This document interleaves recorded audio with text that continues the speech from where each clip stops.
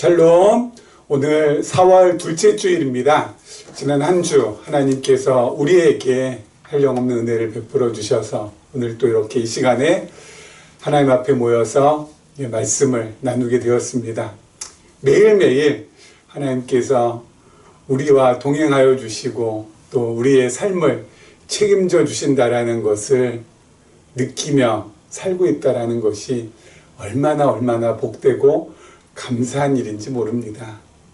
자, 비가 와서 그런데요. 벚꽃이 많이 떨어져 있습니다. 하지만 또 새로운 봄꽃들이 피어나기 시작합니다. 계절이 너무 멋있게 또 아름답게 화려하게 바뀌어가고 있습니다. 우리의 마음도 또 우리 안에 있는 믿음도 그렇게 멋들어지게 바뀌어 가기를 소망하면서 오늘 말씀 함께 보도록 하겠습니다. 우리 말씀 보기 전에요. 우리 지난주에 중앙일간지에 기사가 났습니다. 기사의 제목이 뭐였냐면요. 미국 국방장관이 빠진 위험한 신앙심이라는 기사 제목이었습니다. 그 기사를 요약해 드리자면 지난해 5월부터 미국 펜타곤에서 미국 국방장관 이름이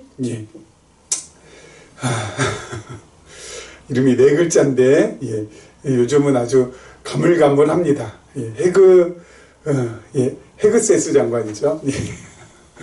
이 네 글자가 생각이 갑자기 안 나네. 헤그세스 장관이 작년 5월부터 지난 5월부터 미국 펜타곤에서 기도회를 매월 한 번씩 원래회로 그렇게 갖고 있다고 합니다. 그런데 거기에 초청되어 있는 외부에서 오시는 목회자들이, 목사님들이 전쟁에 관해서 말씀을 증거할 때 이렇게 말씀을 전한다고 합니다. 하나님은 전쟁의 하나님이시다. 다시 말씀드려서 하나님이 전쟁의 하나님이시기 때문에 전쟁해도 괜찮다라는 것을 암시하고 있다고 합니다. 특히 우리 프랭클린 빌 그레이엄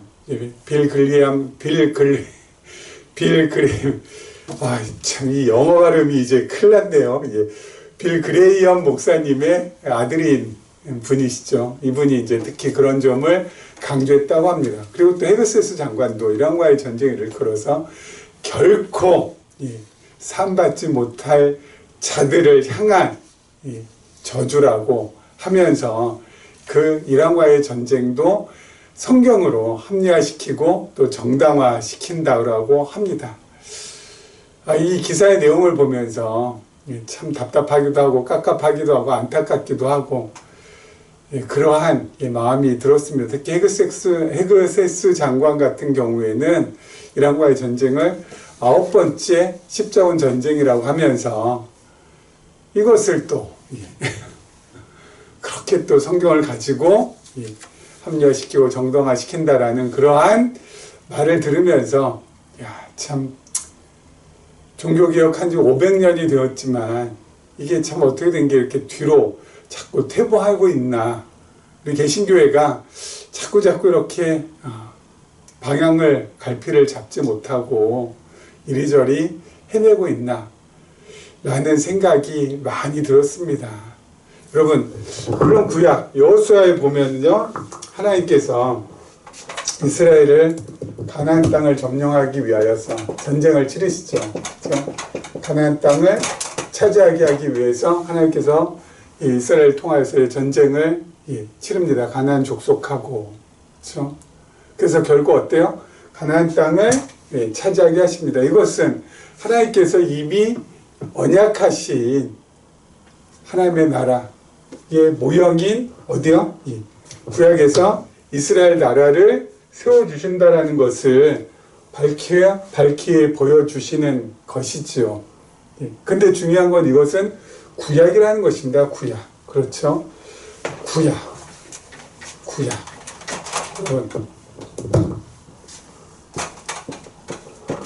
이 구약은 지금 신약 시대를 살고 있는 우리에게 다이렉트로 적용해서는 안 된다라는 것입니다.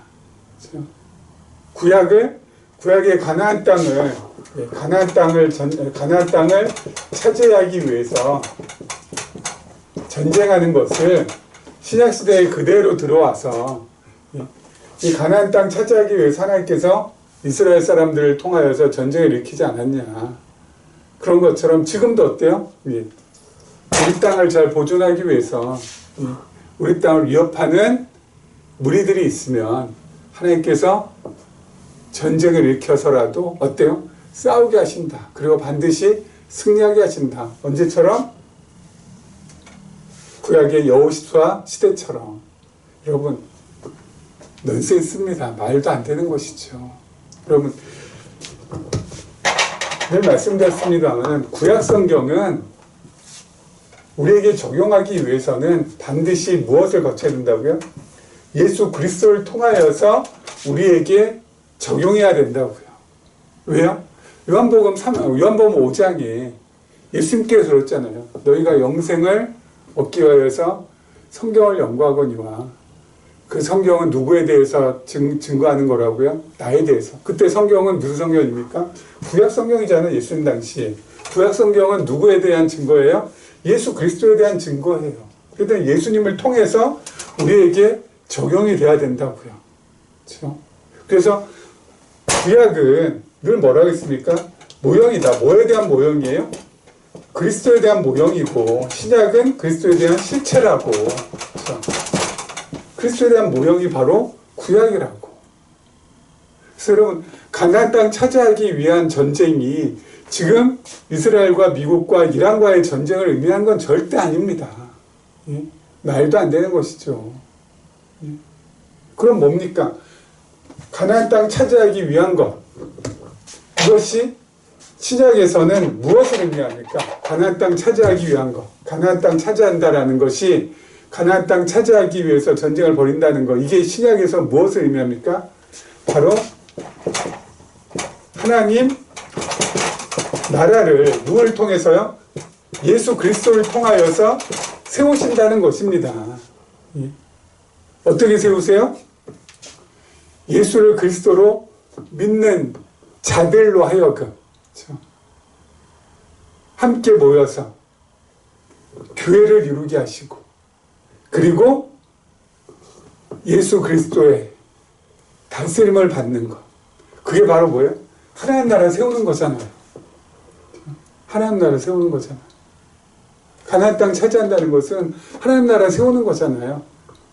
신약시대 때 누구를 통하여서? 그리스도를 통하여서 그리스도를 믿는 사람들이 함께 모여서 교회를 이루고 또 누구의 다스림을 받는다는 거예요? 그리스도의 다스림을 받는다는 거예요.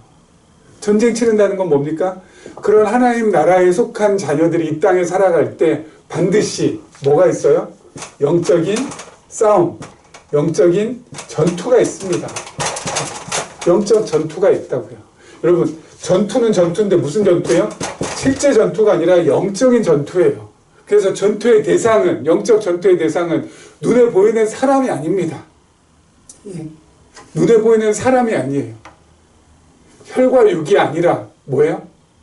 혈과 육이 아니라 첫 번째 전투의 대상, 우리 안에 내재되어 있는 죄악된 욕망,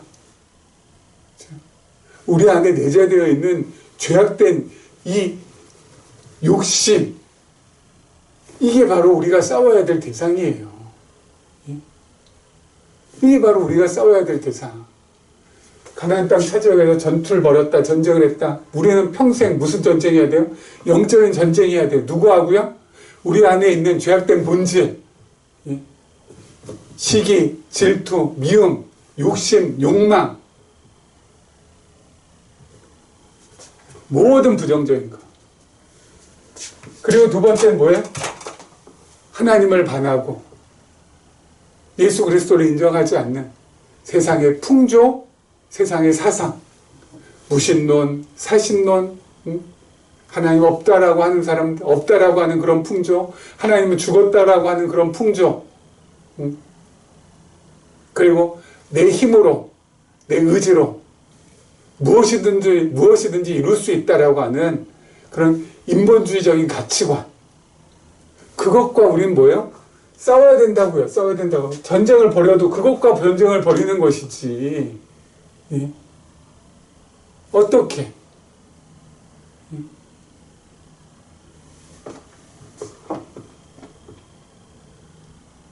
그거 아니라고요. 성경에서 말하는 거, 성경에서 합리화시켜주는 것은 눈에 보이는 사람하고 싸울 때의 전쟁을 갖다가 성경은 합리화시켜주거나 정당화시켜주는 일은 없습니다. 전쟁이 하나님으로 어떻게 우리가 받아들여야 돼요? 말씀드렸잖아요.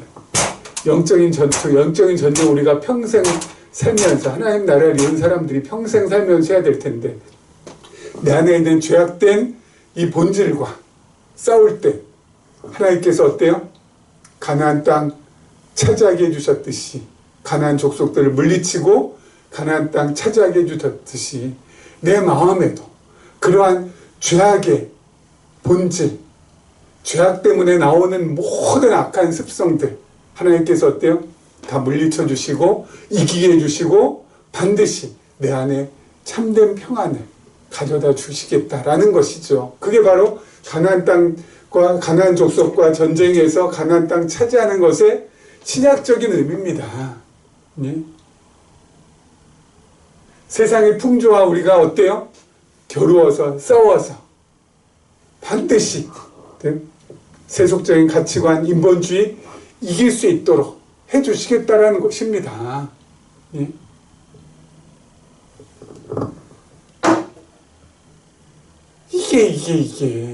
이게 성경이 말하는 것이지.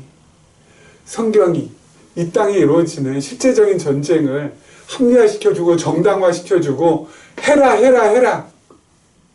없애라 이 교도들은 전부 다 어때요? 제거해야 된다. 없다고요. 예. 예수 그리스도께서 이 땅에 오신 이상 구약은 뭐예요? 그리스도에 대한 모형에 불과하다고요. 그럼 그리스도를 통하여서 어때요? 해석이 돼야 되고 적용이 돼야 된다고요. 예. 그렇지 않으면 여러분 우리가 말씀드렸잖아요. 그리스도교를 믿고 있잖아요. 그리스도에 속한 사람이잖아요. 예? 예수의 가르침을 받는 사람이지 우리가 유대교가 아니잖아요. 구약성경만 인정하는. 예? 우리가 유대교인이에요? 아니잖아요. 기독교인, 예수교인이잖아요. 예수를 통하여서, 그리스도를 통하여서 어때요? 구약을 해석하는 그리스도인들이라고요. 우리가 유대교를 쫓는 유대교인이 아니잖아요. 꼭 다시 한번 명심하시고 성경 특히 구약 성경 보실 때 어때요? 예수 그리스도를 통하여서 적용해야 된다는 이걸 그냥 다이렉트로 적용하는 책이든 설교든 공부든 전부 다 뭐예요? 거짓이에요. 그것은 가짜예요. 거기에 속지 마시기 바랍니다. 자, 지난 시간에 이어서 계속해서 우리 요한복음 11장 말씀 보도록 할게요. 11장 33절입니다. 예수께서 그가 오는 것과 또 함께 온 유대인들이 우는 것을 보시고 심령에 비통히 여기시고 불쌍히 여기사 이르시되 그를 어디 두었느냐 이르되 유추에 와서 보옵소서 하니 예수께서 눈물을 흘리시더라. 이에 유대인들이 말하되 보라 그를 얼마나 사랑하셨는가 하며 그중 어떤 이는 말하되 맹인의 눈을 뜨게 한 이 사람이 그 사람은 죽지 않게 할 수 없었더냐 하더라. 이에 예수께서 다시 속으로 비통히 여기시며 무덤에 가시니 무덤이 굴이라 돌로 막았거늘 예수께서 이르시되 돌을 옮겨 놓으라 하시니 그 죽은 자의 누이 마르다가 이르되 주여 죽은 지가 나흘이 되었으며 벌써 냄새가 나나이다. 자, 33절 38절 보면 예수님께서 비통히 여기셨다고 합니다. 비통히 여기셨다라는 것은 바로 뭐냐면은 이 분노의 탄식을 하셨다는 것입니다. 분노의 탄식. 비통히 여기셨더라.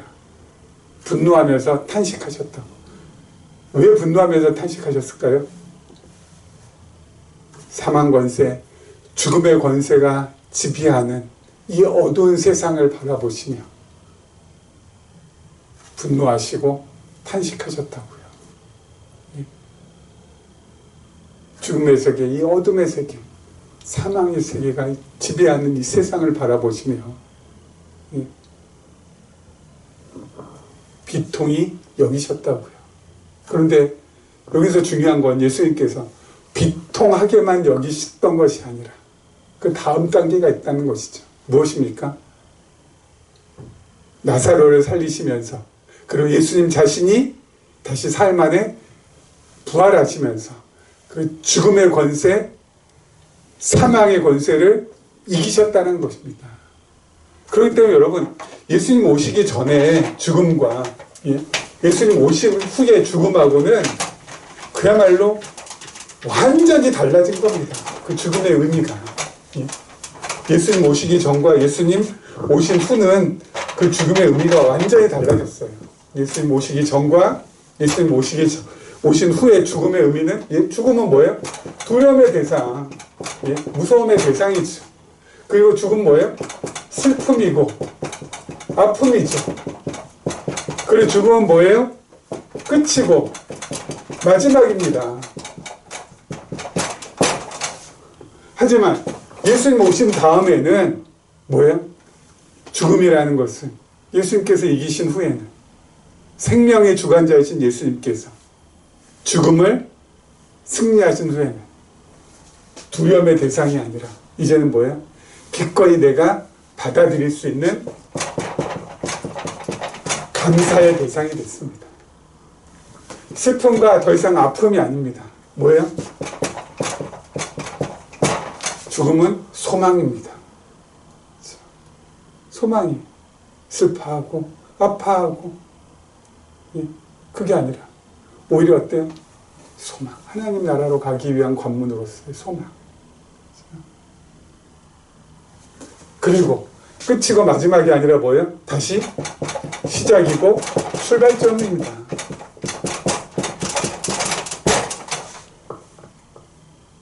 완전히 달라졌어요. 완전히. 죽음의 의미가. 예수님 오신 다음에 예수님께서 사망 권세를 꺾으시고 다시 살아나심으로, 나사로를 살려주심으로 생명의 주이심을 우리에게 확인시켜 주신 다음에는 죽임이라는 것이 이제는 무섭지 않아요.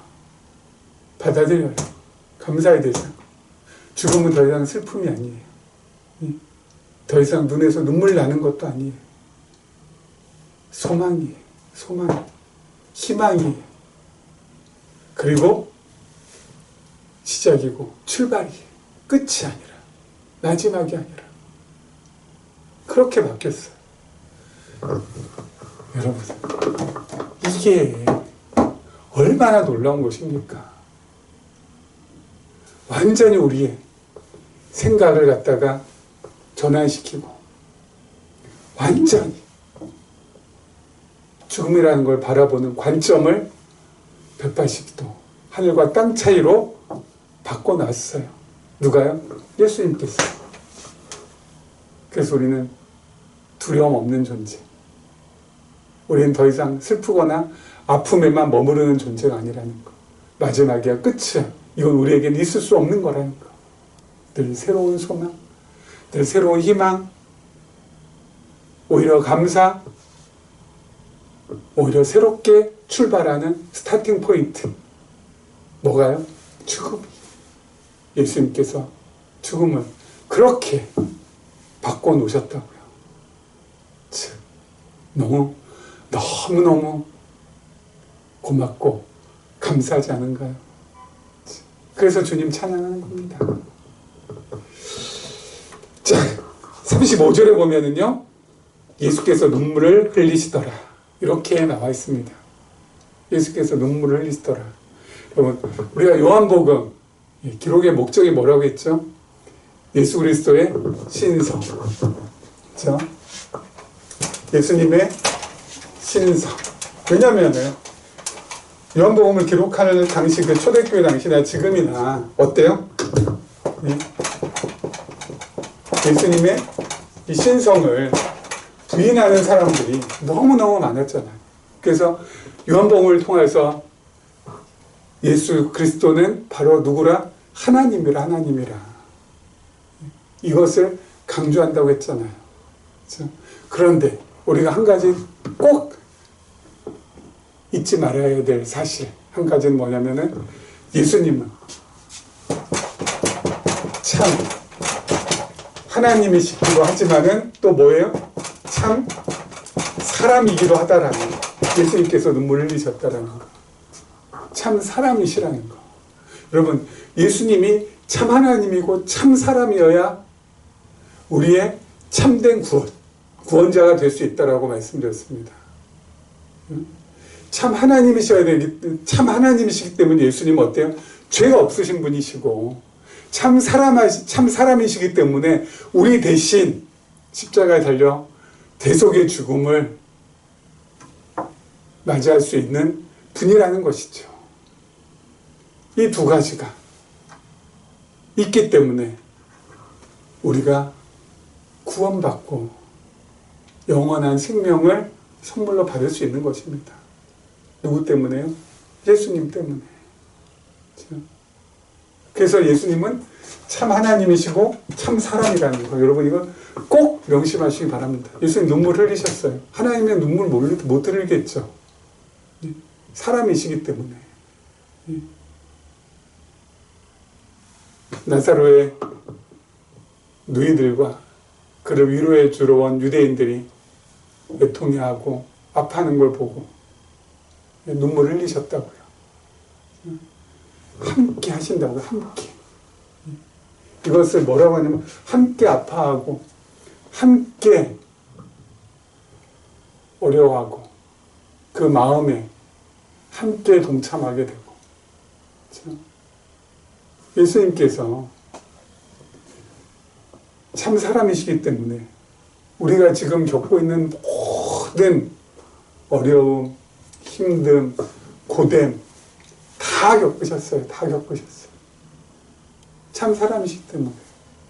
예수님 이 땅에 오셔서 모든 걸 전부 다 겪으셨어요. 인간의 아픔, 어려움, 힘든 거, 고된 거, 애달픈 거, 외로운 거, 미움 받는 거, 질투 받는 거, 다 경험하셨어요. 그래서 그것을 성경에 보면 치유하셨다고 하거든요. 영어로 하면 뭐예요? 패션. 패션은 고난입니다. 고통입니다. 그걸 함께하다. 그래서 컴패션. 치유. 몸에서 모든 것을 경험하셨어요. 그래서 우리가 아플 때 주님 앞에서 아프다고 얘기하면 주님께서 어때요? 치유하세요. 함께 아파해 주세요. 힘들다고 할 때 함께 힘들어 해주시고, 함께 고달프다고 할 때 함께 고달파 해주세요. 눈물 흘릴 때 같이 눈물 흘려주신다고요. 컴패션 해주신다고요. 그래서 세상 살다가 힘들고 어려울 때마다 주님 힘들어요, 어려워요, 아파요, 고달파요, 외로워요, 슬퍼요. 그렇게 언제 어디서든지 고백할 수 있는 거예요. 그럴 때마다 컴패션 해주십니다. 함께 아파해 주시고 함께 눈물 흘려주시고 그리고 함께 애달파해 주세요. 그리고 위로해 주시고 위안해 주시고 우리로 하여금 괜찮아 괜찮아 나도 다 겪었어. 나도 다 겪어봤어. 근데 괜찮아 괜찮아 내가 있잖니. 내가 있잖니. 내가 너와 함께 할 거야. 함께 웃고 함께 울면서 함께 가자. 그렇게 말씀해 주실 거라고요. 그러면 어때요? 다시 기운 차려서 삶의 현장으로 한 걸음 한 걸음 우리가 나갈 수가 있게 되는 거 아니겠습니까? 언제까지요? 이 땅에 머무르는 순간까지 계속 그래서 살아갈 수가 있는 것입니다. 컴패션 해주시는 우리 주님 때문에. 자, 그 다음 절 한번 보도록 하죠. 그 다음 절 보겠습니다. 예수께서 이르시되 40절입니다. 내 말이 네가 믿으면 하나님의 영광을 보리라 하지 아니하였느냐 하시니 돌을 옮겨 놓으니 예수께서 눈을 들어 우러러보시고 이르시되 아버지여 내 말을 들으신 것을 감사하나이다. 항상 내 말을 들으시는 줄을 내가 알았나이다. 그러나 이 말씀 하옵는 것은 둘러선 무리를 위함이니 곧 아버지께서 나를 보내신 것을 그들로 믿게 하려 함이니이다. 이 말씀하시고 큰 소리로 나사로야 나오라 부르시니 죽은 자가 수족을 배로 동인 채로 나오는데 그 얼굴은 수건에 쌓였더라. 예수께서 이르시되 풀어놓아 다니게 하라 하시니라. 자, 여러분 예수님께서 표적을 행하시는 분명한 목적이 있습니다. 그렇죠? 표적 행하시는 분명한 목적. 눈먼 자 눈뜨게 하고 병든 자 그 병을 고치시고 그리고 죽은 자 다시 살리시고 하는 그 표적. 그 표적 뭐예요? 믿게 하려고. 누구에게? 하나님의 자녀들과 하려고. 하나님의 자녀들 믿게 하려고. 예수를 그리스도로. 그래서 표적을 보여주시는 겁니다. 그렇죠? 그렇다고 눈먼 자가 눈이 떴어. 와, 희한하고 신기하네. 야, 38년 된 병자가 벌떡 일어났어. 희한하네. 놀랍네. 죽은 자 다시 살아났어. 나사로가 죽은 지 나흘 만에. 와. 여러분, 단순히 그냥 표적 보고 믿으라는 게 아니에요. 단순히 그냥 표적만 보고 믿으라는 게 아니에요. 중요한 건 뭐예요? 중요한 건 그 표적이 수백 년 전에 구약 성경에 기록이 되어 있다는 겁니다. 수백 년 전에. 장차 그리스도가 오실 텐데 그 그리스도 하나님의 아들 하나님께서 표적을 보여줄 텐데 그 표적이 바로 뭐냐? 눈먼 자 눈뜨게 하고 병든 자 고치시고 죽은 자 다시 살리시는 표적 행할 거라고. 이미 수백 년 전에 예수님 오시기 수백 년 전에 구약 성경에 뭐예요? 기록이 되어 있다는 것입니다. 예언이 되어 있다는 것입니다. 약속이 되어 있다는 것입니다.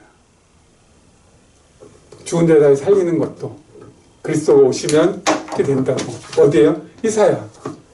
읽을게요. 이사야 26장 19절. 주의 죽은 자들은 살아나고 그들의 시체들은 일어나리이다. 누가 오시면? 그리스도가. 하나님의 아들이 오시면. 그리고 호세아 13장 14절도 제가 읽어드릴게요. 내가 그들을 스올의 권세에서 속량하며 사망에서 구속하리니 사망아 네 재앙이 어디 있느냐? 스올아 내 멸망이 어디 있느냐? 죽음에서 건져주시겠다는 것입니다. 누가요? 그리스도가 오시면. 이미 구약에 그리스도가 오시면 표적을 보여줄 것이라고. 그러니까 너희는 그 표적 그 자체가 아니라 구약에 예언된 대로 약속된 대로 그 표적을 행하는 이가 나타나거든. 그가 바로 누구라? 메시아라, 그리스도라, 하나님의 아들이라. 그를 확인하고 믿으라는 것입니다. 누가요? 하나님의 자녀들을. 그래서 우리가 믿게 되는 겁니다. 그래서 우리가 믿게 되는 거예요. 무작정 희한한 일, 막 신기한 일, 야 마법 같은 일 벌어진다고 무조건 믿는 것이 아니라 구약을 근거로 한 표적이 행해지면 그 표적 행한 사람, 그가 누구라? 그리스도라, 하나님의 아들이라. 하나님께서 약속하신 그리스도라. 그를 믿는 겁니다. 이렇게 되는 거예요. 이렇게. 그래서 예수님께서 나사로도 살리시고 38년 된 병자도 고치시고 날 때부터 눈먼 자도 눈뜨게 만드시고 하시는 겁니다. 내가 그리스도라는 것을 증거하시는 거라고요. 여러분, 이렇게 예수님께서 구약을 근거로 해서 표적을 행하셔서 자신이 그리스도이신 것을 증거하고 계시잖아요. 그러면 그 주위에 있던, 그걸 직접 보고 직접 듣고 직접 경험한 유대인들이라면 어때요? 전부 다 예수를 그리스도로 다 믿을 것 같아요. 제가 보기에는.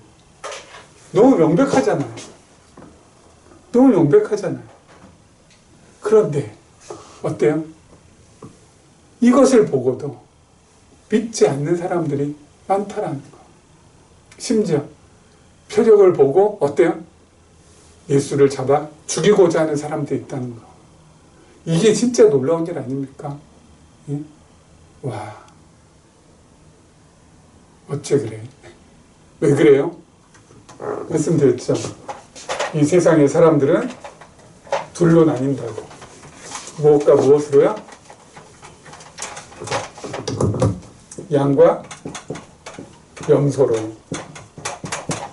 말씀드렸잖아요. 양은 양이고 염소는 염소지. 이게 안 된다고요. 그렇죠? 염소가 양이 될 수 없다고요.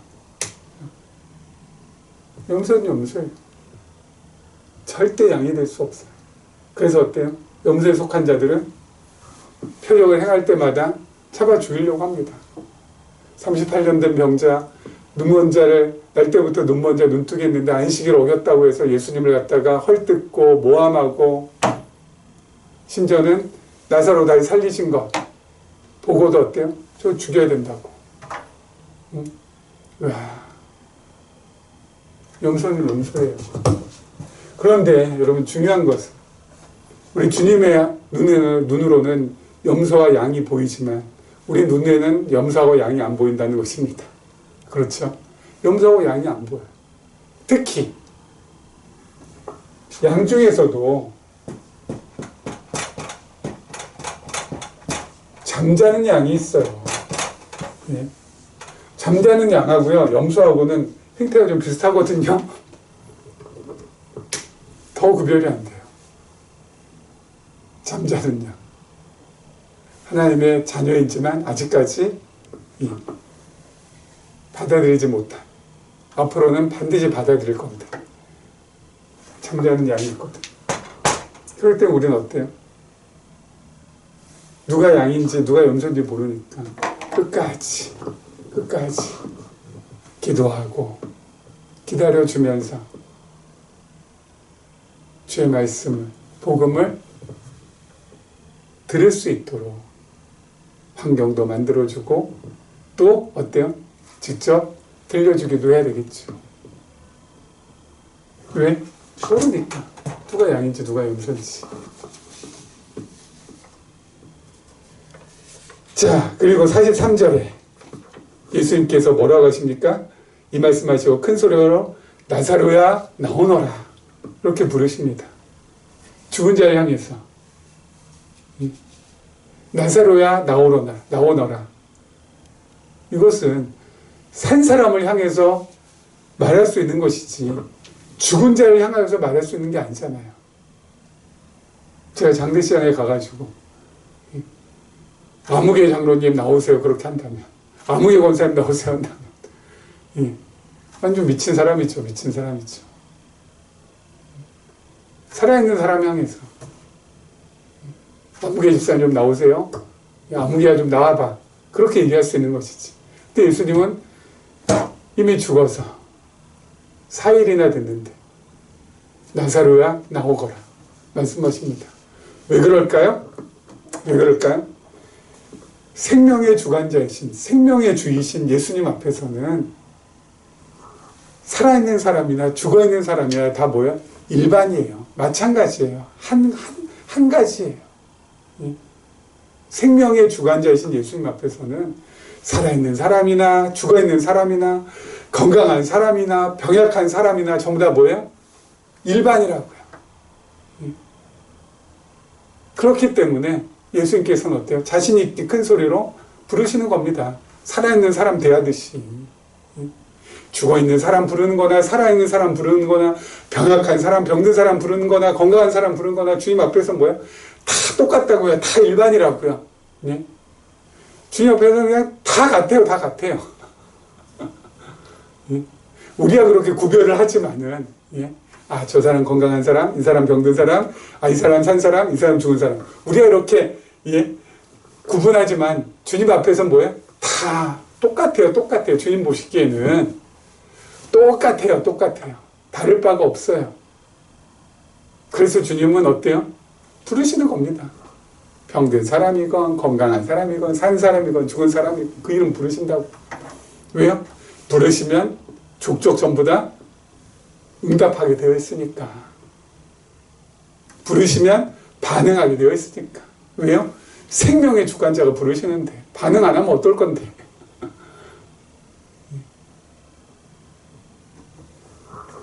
그래서 여러분, 병약한 거, 건강한 거, 살아있다는 거, 죽나는 거,